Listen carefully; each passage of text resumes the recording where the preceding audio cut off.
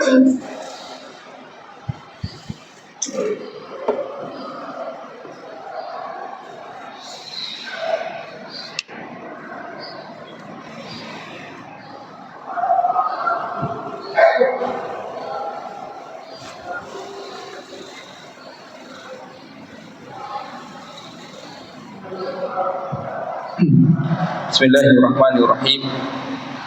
Alhamdulillahi hamdan katsiran tayyiban mubarakan fihi kama yuhibbu rabbuna wa yarda. Asyhadu la ilaha illallah wahdahu la syarika lah wa asyhadu anna Muhammadan abduhu wa rasuluhu la nabiyya ba'da, amma ba'du. Wa qala Allah ta'ala fil Qur'anil Karim, ya ayyuhallazina amanu taqullaha haqqa tuqatih wa la tamutunna illa wa antum muslimun. وقال يا أيها الناس اتقوا ربكم الذي خلقكم من نفس واحدة وخلق منها زوجها وبث منهما رجالا كثيرا ونساء واتقوا الله الذي تساءلون به والأرحام إن الله كان عليكم رقيبا. وقال يا أيها الذين آمنوا اتقوا الله وقولوا قولا سديدا يصلح لكم أعمالكم ويغفر لكم ذنوبكم ومن يطع الله ورسوله فقد فاز فوزا عظيما. Jemaah rahimani wa rahimakumullah. Insyaallah pada siang ini kita akan lanjutkan pembahasan kita masalah fikih hutang piutang, di mana sudah banyak sekali pembahasan-pembahasan yang telah kita bahas, yang telah kita lalui, dan kita terhenti di pembahasan tentang masalah hutang piutang di dalam keluarga. Kita telah bahas keadaan pertama, yaitu hutang suami, apakah istri wajib melunasinya, baik suami semasa hidup atau suami telah meninggal. Maka hasil kesimpulan atau yang kita bahas di pertemuan lampau, bahwasanya istri tidak wajib membayar hutang suami, karena masalah hutang di dalam keluarga yang menjadi parameternya, menjadi tolak ukurnya adalah masalah nafkah. Pertanyaannya, apakah istri wajib menafkahi suami? Sepakat para ulama tentu tidak wajib. Demikian juga maka istri tidak wajib melunasi hutang suaminya, baik suaminya semasa hidup, demikian juga pasca meninggalnya suami. Hanya saja kalau istri ingin berbuat baik, ingin bantu suami, dan juga ingin bantu melunasi hutang suami, maka itu suatu kebaikan dan insya Allah akan diganjar pahala di sisi Allah Ta'ala. Kondisi kedua, apakah suami wajib melunasi hutang istrinya? Nah, masalah ini masih seperti sebelumnya. Yang jadi tolak ukur masalah hutang piutang di dalam keluarga ini adalah masalah nafkah.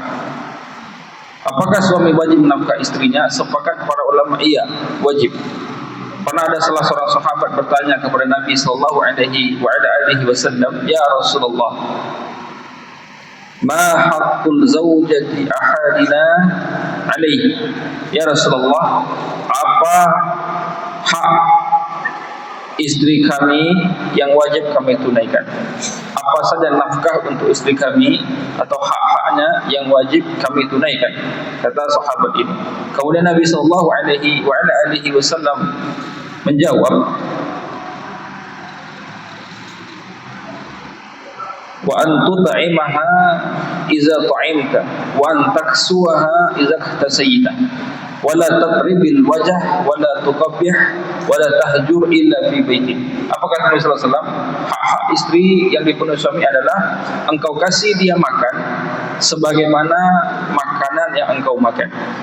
Engkau kasih istri itu pakaian sebagaimana pakaian yang engkau pakai. Wala tatribil wajh, jangan pernah engkau pukul wajahnya. Wala tuqabbih, dan jangan pernah engkau jelek-jelekkan istri itu kepada orang lain. Wala tahjur illa fi baitin, dan janganlah engkau memboikot, pisah ranjang atau mendiamkan istri itu kecuali di rumah saja, jangan di luar rumah, jangan apalagi di hadapan keluarga-keluarga besar. Jangan engkau diamkan istri itu kecuali di rumah saja. Kemudian keterangan para ulama terkait hadis tadi menjelaskan bahwasanya wan nafaqah, nafkah itu tashmulu at-ta'am wasyarab wal malbas wal maskan wasair ma tahtaju ilaihi zawjatu liiqamati muhjatiha wa qawami badaniha. Para ulama sebutkan nafkah kepada istri itu mencakup makanan, minuman, pakaian, tempat tinggal dan semua hal pernak-pernik yang dibutuhkan istri untuk kesejahteraan rohani dan badannya, rohani dan jasmaninya. Itu disebut nafkah. Nah, kita kembali ke pertanyaan tadi. Apakah suami wajib membayar hutang istrinya? Para ulama rinci. Istri itu berhutang ada dua kondisi. Pertama, ada istri itu yang dia berhutang karena suaminya lalai dalam memberi nafkah. Ini bisa saja suaminya tidak peduli dengan istri dan anak-anaknya, atau bisa saja seperti kasus perceraian, sehingga istri inilah yang berpikir, ini beras kurang, anak sekolah SPP belum dibayar, kemudian biaya-biaya kebutuhan lainnya. Ini karena suami lalai. Demikian juga nanti kasus seperti perceraian, anak ikut kepada mantan istrinya. Nah, ini karena tuntutan kebutuhan yang memang kurang karena lalainya suami ini, maka terpaksalah si istri ini berhutang untuk memenuhi nafkah. Terutama kalau masih istri, nafkah dirinya dan anaknya. Kalau sudah bercerai, hanya nafkah si anak saja, maka terhutanglah dia, maka berbuat hutanglah dia.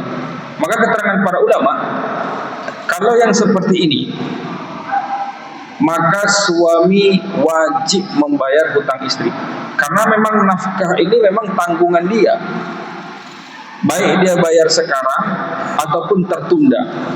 Jadi sama seperti kasus perceraian, ada suami yang diceraikannya istrinya mengasuh anak-anaknya dan tidak dipedulikan, maka semua nafkah si anak tadi yang diabaikan oleh si suami tadi itu menjadi hutang padanya, menjadi hutang baginya, dan dia harus bayar semua nafkah tadi. Karena anak-anak itu wajib dinafkahi oleh bapaknya. Tidak ada yang namanya mantan bapak. Ini keterangan para ulama terkait masalah ini. Dalam hadis tadi juga fi hadza ijabun nafaqah wal kiswatil laha wa huwa ala kulli qadri wus'i az-zawj. Wa idza ja'alahu an-nabiy sallallahu alaihi wasallam haqqan laha fala fahuwa lazimun hadara aw ghaba fa in lam yajid fi waqtihi kana dainan alaihi kasail huquqil wajibah sawa'an faradallaha al-qadi alaihi ayyama ghibatihi aw lam yaqid.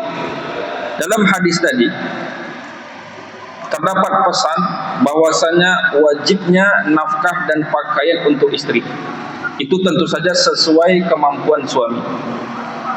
Dan jika Rasulullah SAW menjadikan nafkah itu menjadi hak bagi seorang istri, maka nafkah itu wajib bagi suami. Karena itu hak istri, maka nafkah itu wajib bagi suami, baik suaminya sedang berada di rumah, sedang hadir, atau suaminya sedang pergi, sedang ghaib, sedang tidak di lokasi.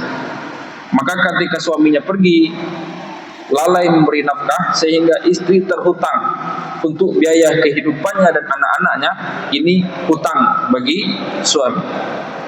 Fa in lam yajid fi waqtihi, jika suami tidak bisa menghadirkan nafkah seketika itu juga, maka itu dainan alaihi, maka nafkah itu menjadi hutang bagi suami. Suami ini belum mampu menafkahi, maka itu menjadi hutang padanya seperti hak-hak wajib yang lainnya. Maka kondisi pertama ini, istri tadi berhutang karena memang suami lalai dalam nafkah, ada kekurangan-kekurangan sehingga istri mencari kekurangan-kekurangan tadi dengan cara hutang, maka suami wajib membayar hutang yang seperti ini. Kondisi kedua, ada kalanya istri ini berhutang karena gaya hidup. Dia berhutang karena gaya hidup. untuk mengimbangi circle, untuk mengimbangi pertemanannya. Ini bukan kebutuhan nafkah lagi yang dihutangi. Mungkin ingin menambah koleksi tasnya, ingin menambah satu lain hal. Yang itu bukan nafkah, bukan bagian-bagian dari nafkah. Nafkahnya sudah dicukupi suami, tapi dia karena gaya hidup, karena tuntutan, apalagi karena mengimbangi pergaulannya, sehingga dia berhutang, karena gengsi berhutang. Dan ini di luar nafkah. Maka keterangan para ulama, hal yang seperti ini tidak wajib dibayar suami. Maka istri itu dia yang menanggung hutang itu sendiri, karena dia berhutang bukan karena kebutuhan nafkah, tapi karena gaya hidup. Para ulama jelaskan, fala yajibu 'ala zauj qada'u daini zaujatihi illa ayyatabarra'a bizalik ihsana ilaiha. Talama kana dainuha khasan biha wa lam yakun bisababi ihmalihi fi an-nafaqah al-wajibah alaihi syar'an. Tidak wajib bagi suami itu untuk melunasi hutang istrinya kecuali hanya bentuk berbuat baik saja, selama hutang itu merupakan kebutuhan si istri saja, di luar kebutuhan pokok. Maka suami, kata para ulama, tidak wajib membayar hutang istrinya kalau hutang itu hanya kebutuhan si istri saja, bukan nafkah. Seperti tadi, kelebihan-kelebihan tadi saja. Karena hutang yang dibuat istri tadi bukan karena suaminya lalai memberikan nafkah, tapi memang gaya hidupnya. Memang ada, kita dapati ya, ada yang berkonsultasi, kadang-kadang perempuan itu karena pertemanannya dia segan kalau tidak traktir teman-temannya, mengikuti gaya, sampai hutangnya banyak, hutangnya di luar normal. Maka hutang-hutang yang seperti itu, yang bukan bagian nafkah, dibuat oleh istri, maka suami tidak wajib menanggungnya, itu ditanggung oleh istri. Kemudian poin selanjutnya, keadaan ketiga, apakah anak wajib melunasi hutang orang tuanya, baik orang tuanya masih hidup atau orang tuanya sudah meninggal. Dalam hal ini, seorang anak terkhusus ya, diperintahkan oleh Allah untuk berbakti kepada orang tua. Allah Ta'ala berfirman di surah Al-Isra ayat 23, wa qadha rabbuka alla ta'budu illa iyyah wa bil walidaini ihsana. Dan Rabb kalian telah mewajibkan janganlah kalian menyembah kecuali hanya Allah saja. Dan kemudian Rabb juga mewajibkan terhadap orang tua ihsana, harus berbuat baik, harus berbakti. Ini diperintahkan oleh Allah. Seorang anak itu harus berbakti, berbuat baik kepada orang tua. Hanya saja dalam masalah berbakti, berbuat baik kepada orang tua ini, terutama melakukan menyenangkan orang tua, ihsana, menyenangkan orang tua, itu ada yang levelnya wajib, ada yang levelnya sunnah. Di antara hal yang berbuat baik kepada orang tua itu yang levelnya sunnah adalah masalah yang kita bahas, yaitu membayar hutang orang tua. Dari sini kita dapat kesimpulan, keterangan para ulama, anak itu tidak wajib membayar hutang orang tuanya, baik orang tuanya semasa hidup, demikian juga orang tuanya setelah meninggal. Hanya saja itu ihsana, hanya saja itu bentuk bakti. Itu tentu saja kebaikan yang luar biasa. Itu tentu saja prestasi yang mengagumkan kalau anak bayar hutang orang tua. Tapi perhatikan, hukumnya tidak wajib, hanya sampai level anjuran. Jadi saya tegaskan, anak tidak wajib membayar hutang yang dibuat orang tuanya, baik semasa hidup maupun setelah meninggal. Kita lihat keterangan para ulama. Ada keterangan ulama Ar-Ru'aini mengatakan, iza kana alaihi dainun faqada'uhu muqaddamun 'alal hajj bila khilafi bi khilafi daini abihi fa innahu yuqaddamu al-hajj alaihi. Ulama ada mengatakan, apabila seseorang itu memiliki hutang, maka membayar hutang lebih didahulukan daripada pergi haji. Sepakat para ulama. Jadi tidak tepat ya pergi haji dengan berhutang, ini kesalahan. Bahkan kalau ada orang berhutang dan akan pergi haji, bayar hutang dulu baru pergi haji. Berbeda kalau hutang itu hutang orang tuanya. Jadi dia punya kondisi, kalau kondisi pertama dia belum haji dan dia punya hutang. Kata para ulama, bayar hutang dulu baru naik haji. Berbeda kalau yang berhutang orang tuanya, sementara dia ada uang ingin pergi haji. Maka kata para ulama, pergi haji dulu baru bayar hutang. Karena pergi haji itu wajib.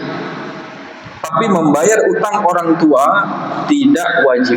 Nah, ini kan kita rinci di pertemuan selanjutnya tentang dalil dan pemahaman para ulama tentang hutang anak, apakah wajib anak membayar hutang orang tuanya atau tidak. Wallahu a'lam, wallahu a'lam. Wassallallahu ala nabiyyina Muhammad wa ala alihi wa ashabihi ajma'in.